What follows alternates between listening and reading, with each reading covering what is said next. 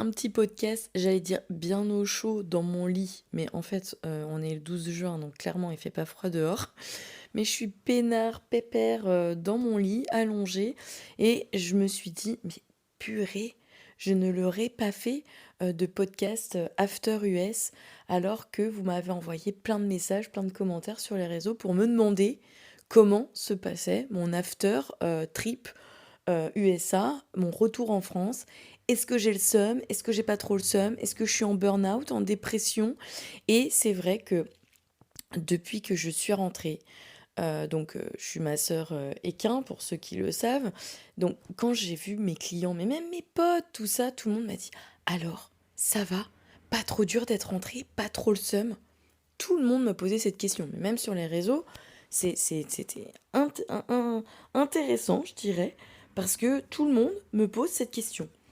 Alors, je vais vous répondre dans ce podcast, du coup, puis on va faire un petit débrief, un petit, comment dirais-je, bilan, et surtout, on va parler, comment dirais-je, de qu'est-ce qui est prévu, parce que si vous suivez tous mes podcasts, je vous ai parlé de plein de projets, mais ça a beaucoup changé. Depuis que je suis partie aux États-Unis et que je suis revenue, il y a plein de trucs qui ont changé dans ma vie. Et on va faire un petit peu le mix hein, dans ce podcast. C'est un podcast un peu poubelle, hein, clairement. C'est un blabla podcast. Il y a un thème, hein, forcément, c'est l'after US. Si j'ai le seum, pas trop le seum, mais j'ai envie de vous parler de tout et n'importe quoi. J'ai envie de vous parler comme je parlerais à ma pote, quoi. Clairement, c'est ça. Donc, c'est une petite soirée pyjama entre gonzesses, ou si vous êtes un mec, vous êtes quand même le bienvenu. Hein. De toute façon, vous me voyez pas ni en pyjama, ni en sous-vêtements dans mon lit. Donc, je m'en carre le cul, comme on dirait. Donc, petite soirée papotage. Du coup, je vais vous spoiler tout de suite. Est-ce que j'ai le seum d'être rentrée des États-Unis? Absolument pas.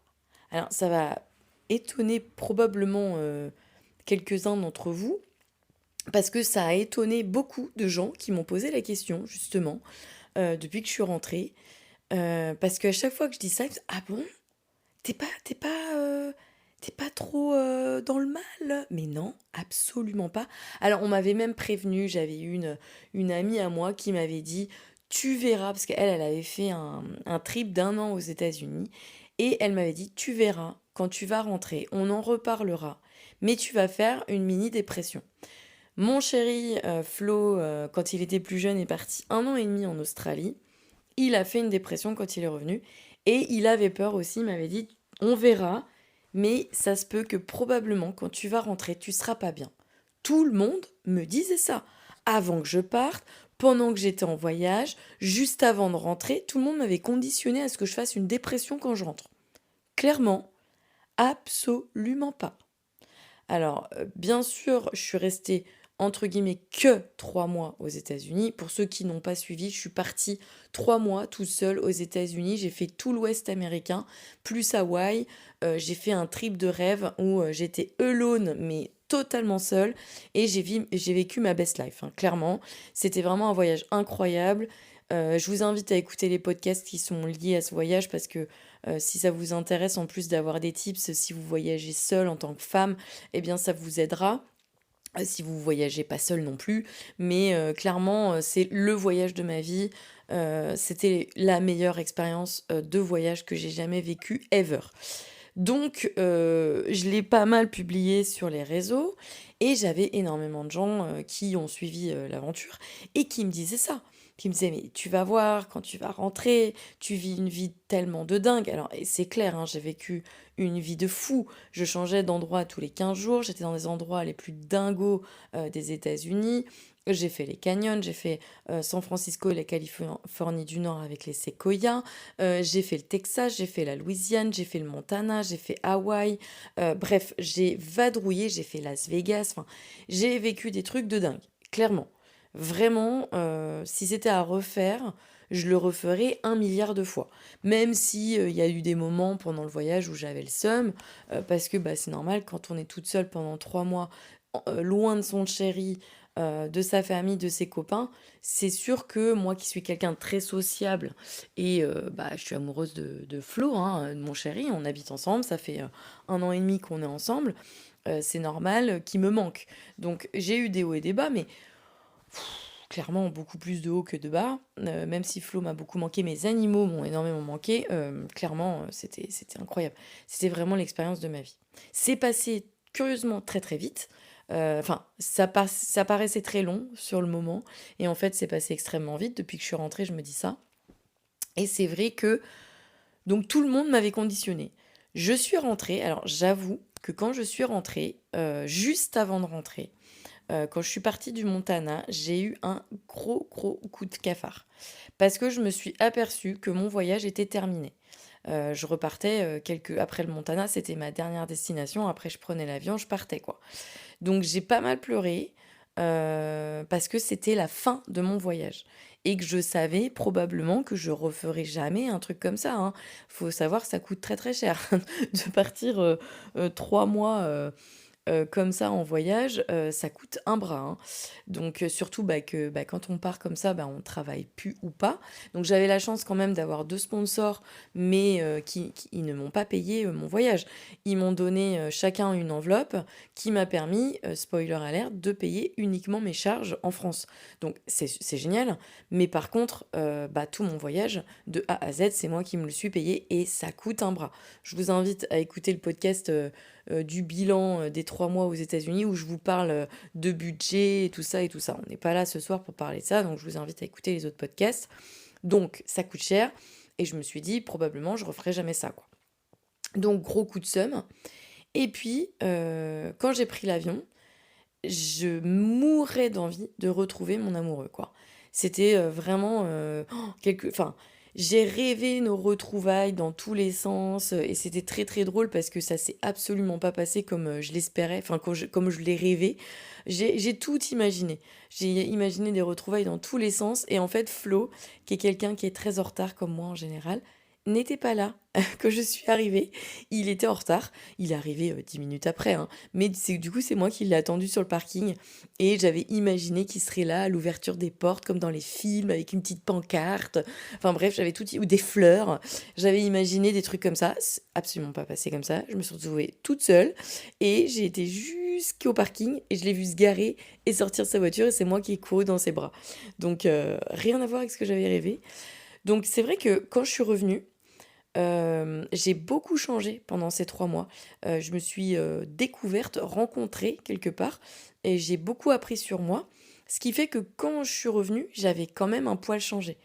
J'étais plus la Steph qui était partie, j'étais une nouvelle femme, mais toujours la même, mais plus confiante, mieux dans sa peau, plus indépendante et cetera. Donc il a fallu réapprendre parce que 3 mois à vivre seule, quelque part, c'est long. Et on prend des habitudes de célibataire. Donc il a fallu que je réapprenne à revivre avec mon amoureux. Donc je vous cache pas que les premiers jours, on avait quelques petites tensions. Mais c'était des petites tensions, c'est même pas des tensions, c'est réapprendre à vivre avec l'autre, quoi. Moi qui ai le sommeil quand même assez léger, il me réveillait. Donc du coup, on a décidé de pas dormir tout de suite ensemble. Enfin, on a une chambre d'amis, donc dès qu'il ronflait, ce que Flo ronfle, je sortais et j'allais me dormir dans la chambre d'amis pour pouvoir récupérer aussi du jet lag. Donc on a fait ça quelques jours. Et puis après, tout est rentré dans l'ordre. Donc voilà l'exemple de truc de se réhabituer. Donc rien de bien dramatique. Sinon, j'étais ravie de rencontrer, enfin de retrouver, je veux dire, mes animaux, de retrouver mon chéri, de retrouver mes copains. Et c'est ce que je dis à tout le monde, je n'ai pas une vie de merde. Je fais le métier que j'aime, à savoir ma sœur équin et créatrice de contenu. C'est 2 choses que j'adore faire. Deuxièmement, j'ai des potes, j'ai ma famille, j'ai mon chéri et j'ai mes animaux. Et je suis très heureuse comme ça. J'ai une vie qui me correspond à 200% en France, hein, et que j'ai choisie. Donc pourquoi j'aurais un coup de déprime alors que tout va bien dans ma vie? Je suis pas partie pour fuir un truc. Je suis partie parce que c'était un rêve de gosse et que j'avais envie de le faire pour apprendre l'anglais, parce que j'adore les États-Unis et que j'avais besoin de vivre une vie américaine pendant plusieurs mois. C'était mon goal de vie, mon rêve de gosse. Donc c'était juste un rêve. C'est pas une fuite. C'est pas quelque chose qu'on part, on fait ce voyage pour échapper à quelque chose qui nous dérange en France. Enfin, moi, ce n'était pas ça. Donc forcément, quand je suis revenue, j'ai retrouvé ma petite vie qui n'avait pas bougé. Et moi, j'avais vécu mille et une aventures pendant 3 mois. Donc, quelque part, ça me faisait une expérience de vie incroyable avec tout ce que j'avais coché. J'avais une wishlist, j'ai quasiment tout coché de mes rêves hein, de gamine. Et je suis revenue avec mes rêves de gamine cochés, quoi. Point barre. Donc, bah, tous mes clients, quand je reprenais le massage, ça va, c'est pas trop dur de reprendre le boulot. Alors, adorable, hein, mes petits clients que j'ai depuis des années, trop mignons de se soucier de ça et tout, tu vois. Mais je leur disais, mais non, moi j'adore ce que je fais. Je suis trop contente de remasser des chevaux, j'ai massé d'ailleurs au Montana toute la semaine que j'ai passée dans un ranch. Et j'adore ça.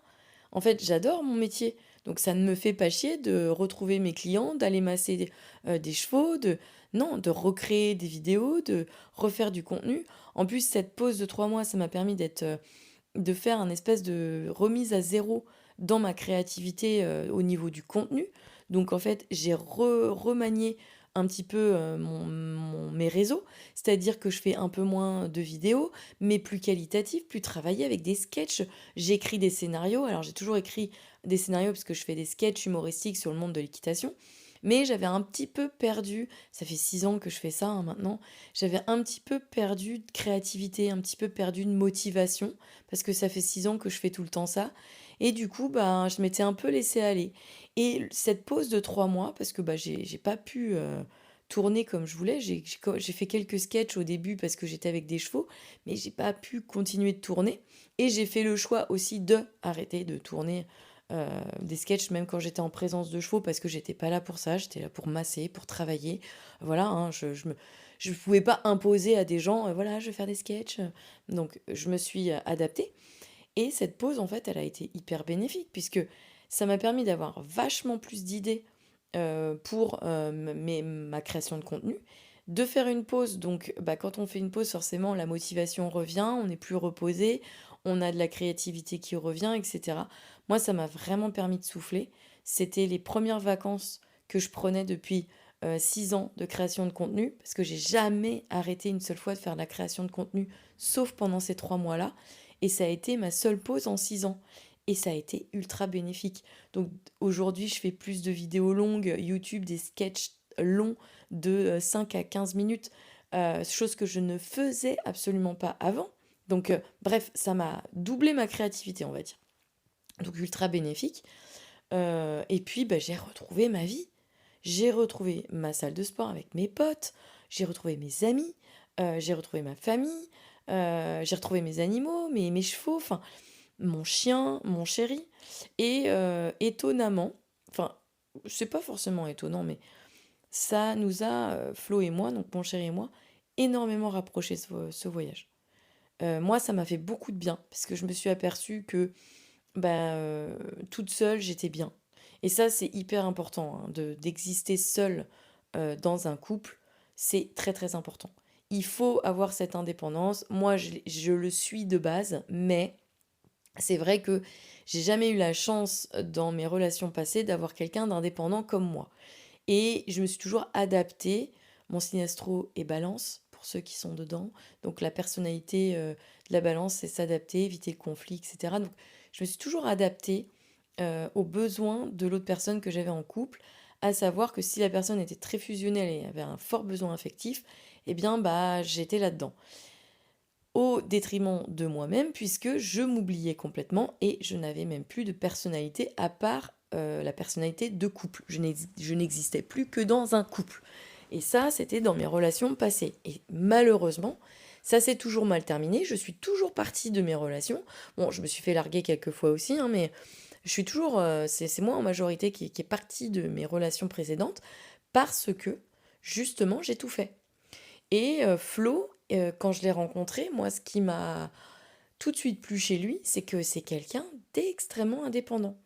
Et c'est quelqu'un qui encourage l'indépendance. C'est-à-dire que lui est indépendant, mais n'est absolument pas possessif, ni jaloux, ni quoi que ce soit, et encourage énormément mon indépendance.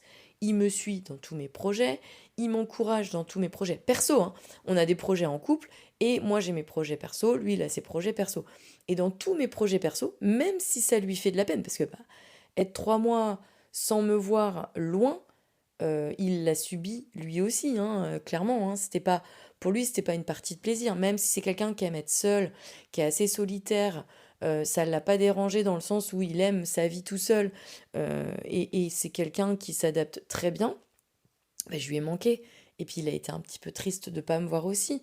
Donc forcément, et ça, c'était pas son choix à lui. Moi, c'était mon choix de partir, mais lui, c'était pas son choix. Donc c'est pour ça que c'est quelqu'un qui est extraordinaire parce que il est capable.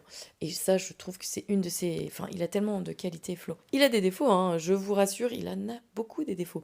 Mais il a des qualités extraordinaires. Et ça, celle-ci en fait partie, c'est qu'il a la capacité et une très forte empathie. Il est surtout absolument pas égoïste et il va vraiment penser au bien-être, à mon bien-être.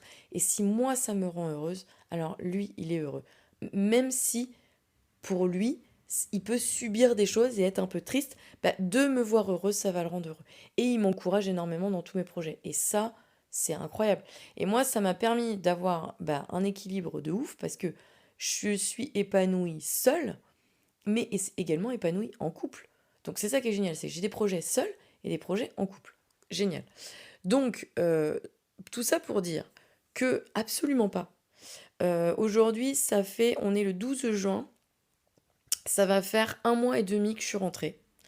Je n'ai absolument pas le seum. Et je n'ai jamais eu le seum d'être rentrée.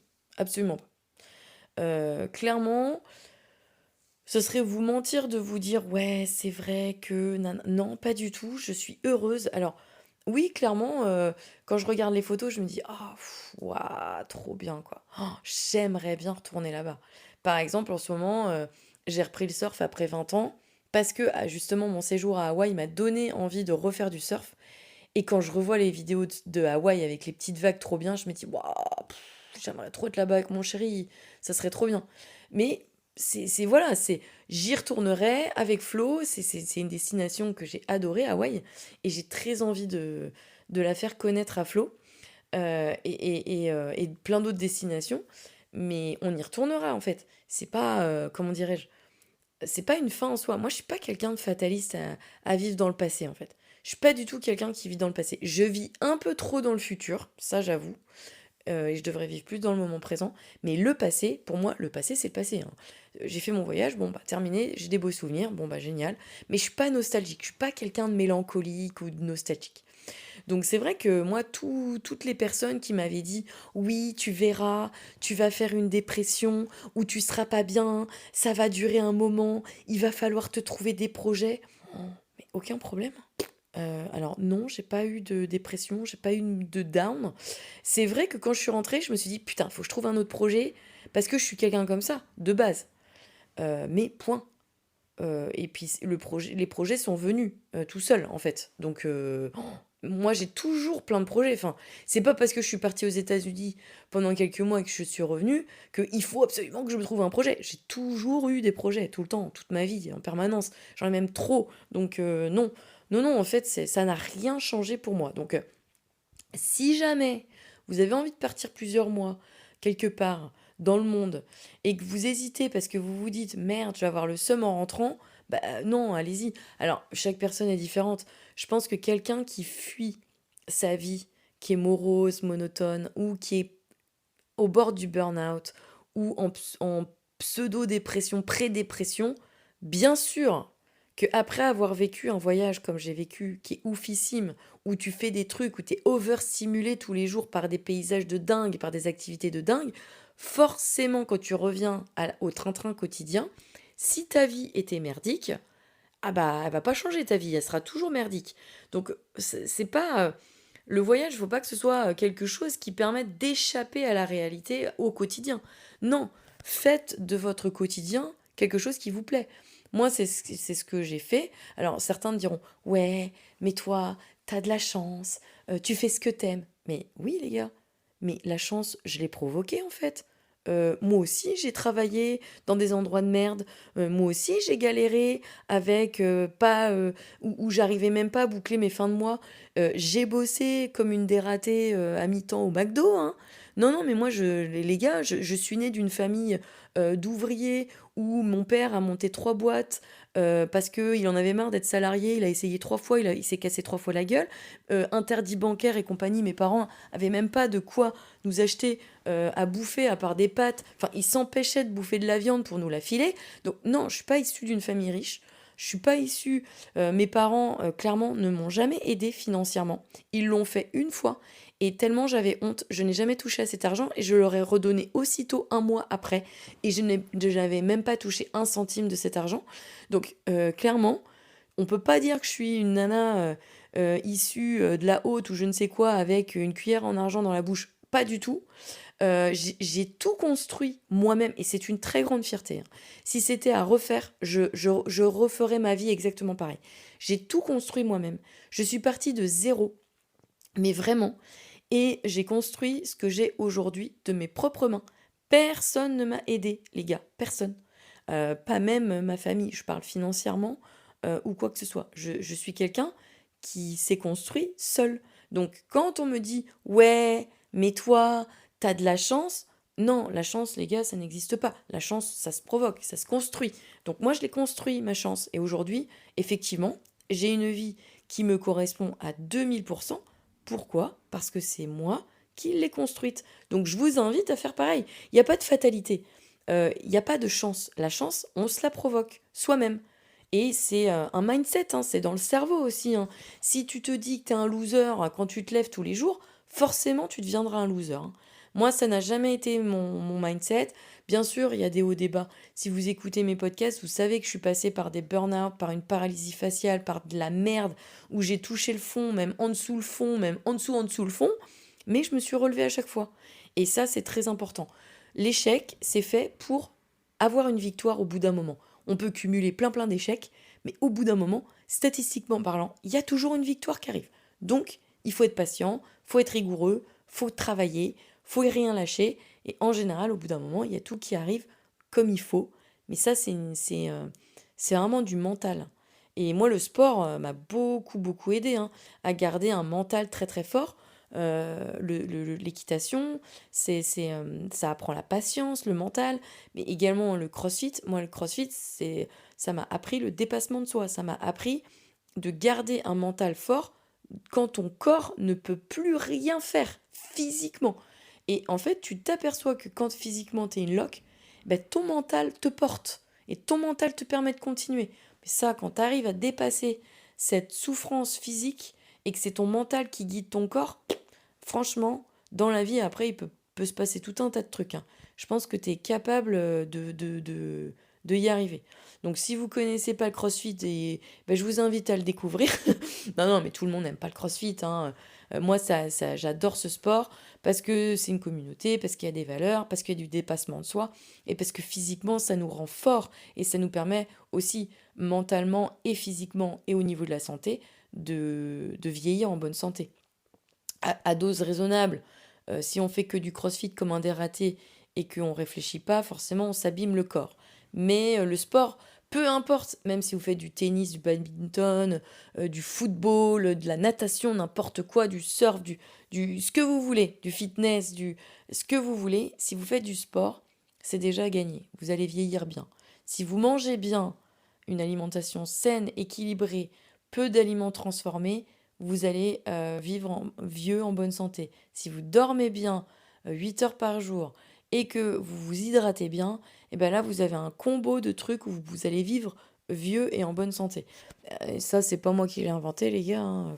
Si vous n'êtes pas trop con, vous avez dû voir 50 000 vidéos sur ça sur tous les réseaux sociaux. Je ne fais que répéter.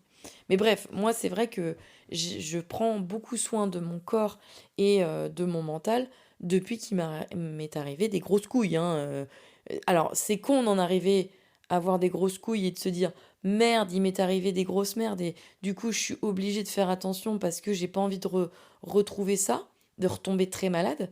Mais si vous n'êtes pas encore tombé très malade, je vous invite à le faire dès maintenant, hein. Ça sert à rien d'attendre le point de non-retour, hein, pour prendre soin de soi.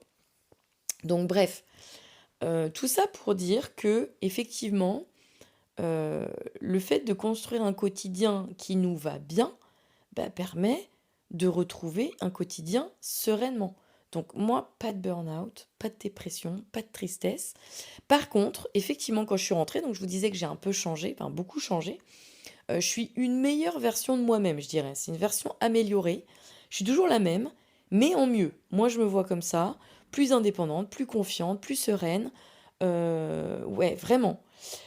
Et du coup, j'avais des projets. Alors, si vous avez écouté mes podcasts du début d'année, j'avais des projets pour 2026-2027 avec Flo, mon chéri, où on devait partir à l'étranger. Notamment au départ, c'était le Canada. Et puis après, on s'est dit, on va partir aux États-Unis. Y passer quelques mois, voire quelques années pour y travailler. Seulement, après avoir passé ces 3 mois aux États-Unis, je me suis rendu compte de ce que c'était du coup le quotidien américain. C'est une culture qui est très différente de la nôtre. Trouver du travail avec les visas, c'est compliqué. Bon, forcément, il y avait le Canada, hein. Moi, ça, le Canada, j'adore cet endroit aussi. Et c'est un endroit que je testerai sur plusieurs mois aussi parce que j'aime beaucoup le Canada. Mais du coup, tout ça pour dire que ça m'a fait réfléchir. J'ai eu des opportunités quand je suis allée aux États-Unis de travail, hein. Parce que ça ne manque pas. Pour les Français, ça ne manque pas. Donc j'ai eu des opportunités, j'aurais pu les transformer, mais quand je suis... Et j'étais motivée, vraiment, à travailler aux États-Unis 1 an ou 2. Mais quand je suis rentrée, on a beaucoup, beaucoup, beaucoup discuté avec Flo. Et Flo, c'est pas son projet, ce projet de bosser quelques années aux États-Unis. Je lui avais proposé de m'accompagner à l'époque quand on s'est rencontrés et il avait accepté au bout de plusieurs mois. Sauf que quand je suis revenue des États-Unis, on en a rediscuté. Je lui ai dit voilà, moi j'ai peut-être des opportunités de travail. Est-ce que tu as toujours envie d'y aller? Est-ce que tu as envie de tout lâcher pour ça? Et j'ai creusé. Parce que Flo, c'est quelqu'un, comme je vous disais, qui va me pousser dans mes projets perso, quitte à lui se mettre un petit peu entre parenthèses pendant ce moment-là. Et vu que je lui avais demandé de me suivre et qu'il avait accepté, forcément qu'il allait mettre lui en pause ses projets perso. Donc j'ai voulu quand même creuser parce que c'est pas anodin de partir aux États-Unis. Moi je l'ai fait pendant 3 mois. J'ai vu ce que c'était. La vie est très chère. C'est pas parce qu'on est aux États-Unis que la vie elle est plus facile qu'en France, hein. Absolument pas. Pas du tout. C'est complètement différent. C'est une culture différente. Certes, il y a des plus, il y a des avantages, mais il y a aussi des inconvénients. La culture est tellement différente que on peut aussi avoir un espèce de homesick, un travel blues où ben on va avoir le mal du pays, le mal de la France. Moi, clairement, en 3 mois, ça me l'a fait. Et sur plusieurs années, ça arrive très très fréquemment. Les États-Unis, c'est complètement différent de la France, hein. Et les Américains ne sont pas pareils que les Français dans leurs coutumes, dans leur politesse, dans leurs comportements amicaux. Donc en fait, on est très très vite perdu, on n'a pas les mêmes codes sociaux, ce qui fait qu'on se sent très vite seul. Très clairement. Pour avoir testé l'amitié américaine, ce n'est absolument pas du tout l'amitié française, hein. Clairement, hein. En France, on est très, je dirais, authentique. On va avoir une vraie amitié quand on est copain avec quelqu'un, on est copain, copain, avec le cœur, hein. On va s'inviter à l'apéro, on va vraiment prendre soin de ses copains, de ses amis, etc. Aux États-Unis, c'est beaucoup de fake. C'est oui, oui, oui, on est très copains, et en fait, on s'en bat les couilles. Donc, moi, étant française, quand j'ai vu, je me suis fait des copains là-bas, et que c'était tout beau, tout rose, je me disais, ah, génial, super. Moi, c'était des gens que j'avais inscrits dans ma liste de potes, quoi, hein, potes ever, quoi, hein. On est potes, quoi. Et en fait, quand tu ne les intéresses plus, hein, clairement, c'est ça, quand tu ne les intéresses plus, il n'y a plus personne. Silence radio. Voilà. Donc c'est vrai que, et ça j'en ai discuté avec notamment, je le sais aussi très bien parce que j'en ai discuté avec une Américaine qui vit en France et qui est mariée à un ami à Flo qui est français. Et du coup elle m'avait dit, oui, oui, on est comme ça. Aux États-Unis, loin des yeux, loin du cœur. Si t'es voisin et si tu te vois souvent, on est potes. Si on se voit plus, on n'est plus potes. Donc clairement, c'est une américaine, hein, je fabule pas, hein. C'est une américaine qui m'a clairement dit ça. Donc voilà, donc pour vous situer, déjà, je savais que ça allait être différent de la France et je l'avais testé pendant 3 mois. Et Flo, ben, lui, il ne le savait pas puisqu'il a été que en Australie quand il était jeune et les États-Unis, il connaît pas du tout. Il y était jamais allé. Enfin, il n'y est jamais allé. Et en fait, on a beaucoup discuté. Beaucoup, beaucoup, beaucoup. Et en fait, eh ben, au bout d'un moment, Flo m'a dit, écoute, moi, c'est pas mon projet. Je vais le faire pour te faire plaisir. Mais c'est pas mon projet. Et en fait, au moment où il m'a dit cette phrase, je me suis dit, bah non. Bah non, c'est pas possible de sacrifier l'un de nous. On peut pas. Enfin, moi, je pars du principe, je suis aussi quelqu'un de très empathique, que c'est pas un petit projet. C'est pas comme si on partait 2 mois, 3 mois. Là, on voulait partir entre un an, enfin 6 mois, 6 mois minimum, et plusieurs années aux États-Unis. Donc, c'est quand même une grosse parenthèse. Et quand tu pars 6 mois, bah, tu laisses toutes tes affaires en France, ça demande énormément bah, de chamboulement. Et 6 mois, c'était vraiment si on trouvait rien. Donc, le but, c'était de partir plusieurs années. Donc, ça aurait demandé beaucoup d'argent, ça aurait demandé beaucoup, beaucoup de sacrifices de sa part. C'est-à-dire de mettre en parenthèse ses projets, etc. Donc, quand j'ai vu ça, je me suis dit, c'est pas possible, je peux pas sacrifier mon chéri pour mes projets perso. D'autant plus que moi, j'avais vécu mon rêve de partir plusieurs mois aux États-Unis, donc je n'étais plus en transe, en manque de créer ce rêve, de vivre ce rêve, quoi. Je l'avais déjà vécu. Donc, on a repensé nos projets et on s'est remis à discuter tous les deux. Voilà, quels sont tes projets perso à toi, mon chéri? Quels sont mes projets perso à moi?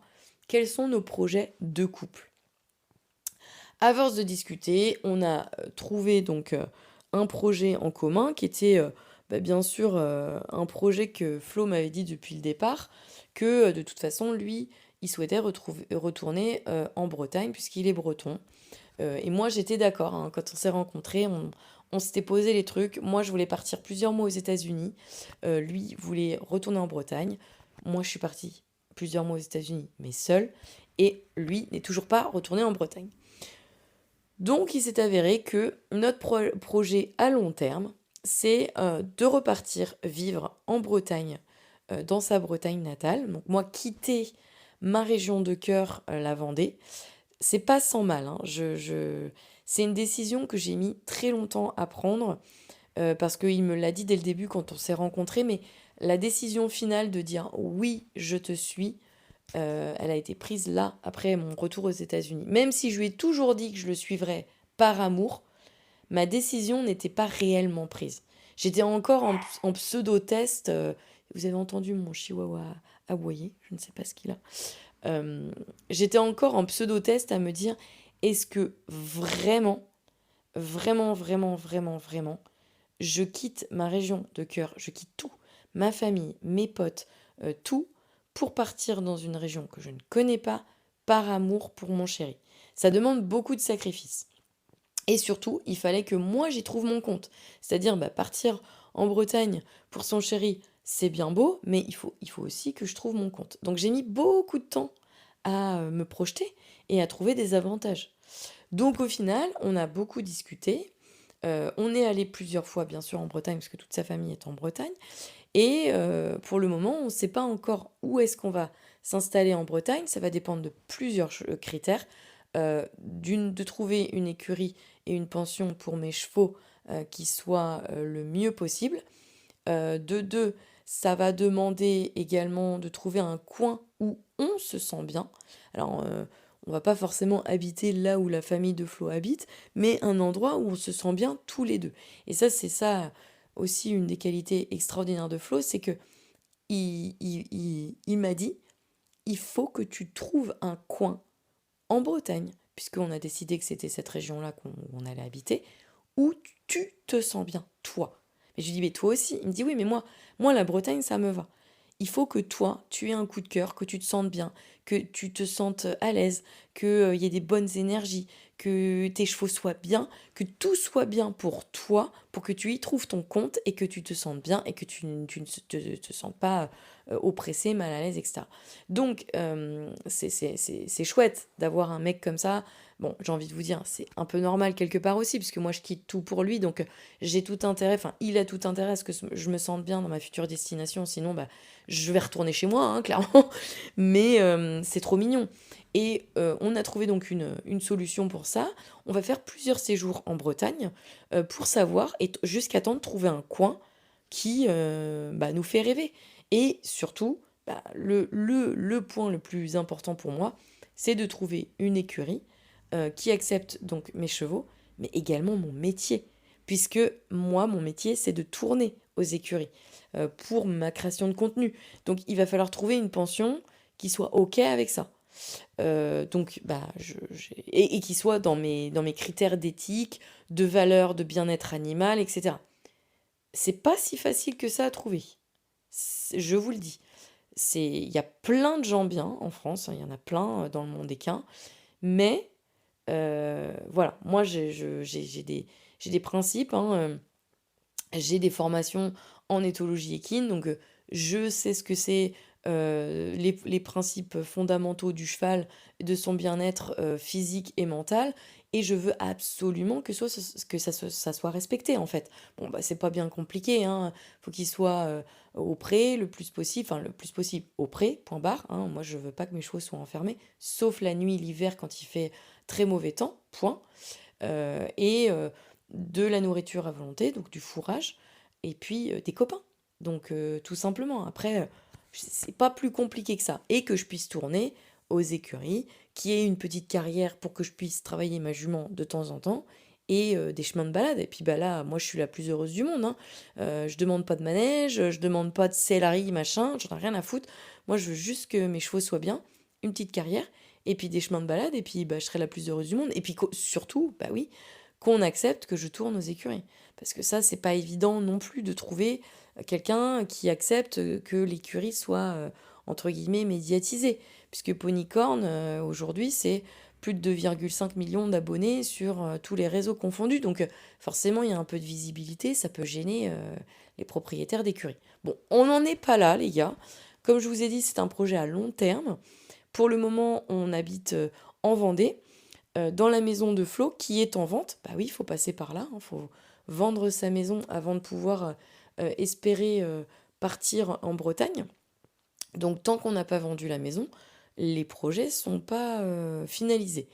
Une fois que la maison sera vendue, on a décidé avec Flo de se poser en Vendée quelques mois dans une location pour faire le point et visiter des endroits en Bretagne qui vont nous plaire, potentiellement, afin d'y trouver notre petit coin où on fera notre nid plus tard. Donc voilà, ça c'est les projets.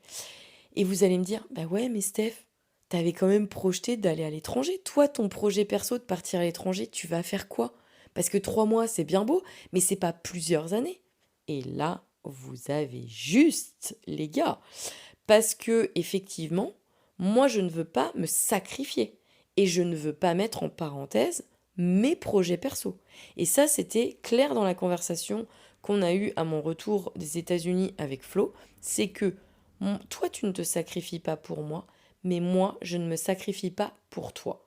Et ça, c'était clair et net. Donc, la solution que j'ai trouvée, qu'on a trouvée, enfin, hein, parce que Flo est totalement d'accord avec ça aussi, c'est que, eh bien, je vais mettre de l'argent de côté. Je sais à peu près combien ça coûte de passer 3 mois à l'étranger, donc je vais mettre de l'argent de côté.